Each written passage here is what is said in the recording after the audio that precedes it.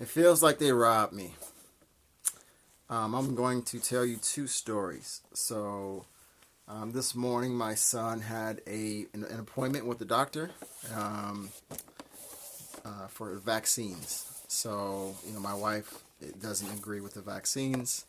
My mother was telling me there are some things that happened maybe to my brothers and my sisters because of the vaccines that they had when they were younger.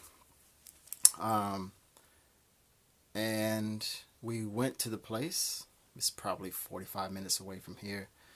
And my wife went inside with my son to do the vaccine, and I walked around with my daughter, and I went to the bank, and she called me, and she said, "Well, we're finished." I said, "Okay." And when I came back up to meet my wife, I said, "Okay, well, what happened?" She said, "Well, they said they have to call the doctor, and because of his heart. My son has a small heart condition that can be fixed, but we have to wait until he's 6 years old to fix it." But anyway, so I'm like, "Okay, well, did he get the vaccine?" "No, we have to wait for the doctor." I'm like, "Well, they could have just told us that before we came." They could have just told us, or they could have asked us, does he have a heart condition? They could have a checklist. Does he have a heart condition? Does he have this and this? Oh, okay, well, we have to wait for a doctor to come before. But no, it seems like you have to jump through all of these hoops. It just doesn't seem like anyone, it's not so organized where you can save time. I know, Paul, I know, this is Italy, I know. But also in America, there are certain bureaucracies, and there are certain parts of the government, many parts of the government, that is not so efficient with time. And so I just thought, man, that's just a waste of time.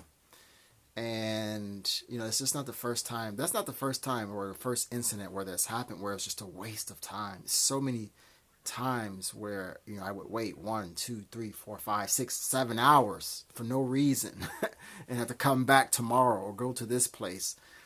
And I'm really grateful that, or one positive thing from COVID that happened was they're moving things online now. And for example, you can get a prescription online finally, where before you would have to go to the doctor's office and she would have to physically sign a prescription, and you would have to take this prescription to the pharmacy.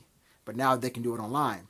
And I remember when I worked at the school, the language school, this was like 5 years ago, we had to physically come to the school to get our schedule for the next week. And I'm just like, just put it online. I didn't understand why I have to physically come to the school to get my schedule for the next week. So one of my biggest pet peeves is wasting time. And after this whole incident with the doctor, I came back home and I said, okay, well, I'm going to send a letter to my sister. I have a postcard that I want to send her. So I wait in line, and I'm waiting, and I see just old people coming in. I'm waiting in line, and they're just coming, passing me up, going inside the post office. We have to wait in a line because of COVID. And I'm just like, just waiting and waiting. I had one postcard to send, and that was it. Maybe 5 minutes to send it, and it was, it would have been finished. But I'm just waiting in line. I waited an hour and 10 minutes. And I'm just like, just more time wasted. So I probably wasted about 3 hours today. Maybe that doesn't seem like a lot to you, but for me, that's probably one of the most annoying, most irritating things, is wasting time. And so, going back to English,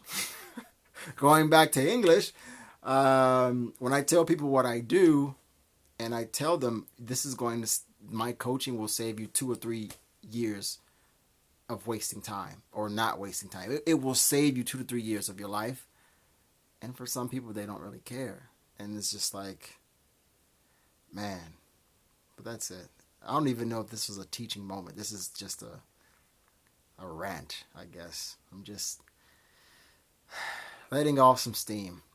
Don't waste time. I don't have anything to teach you today. I'll see you guys tomorrow.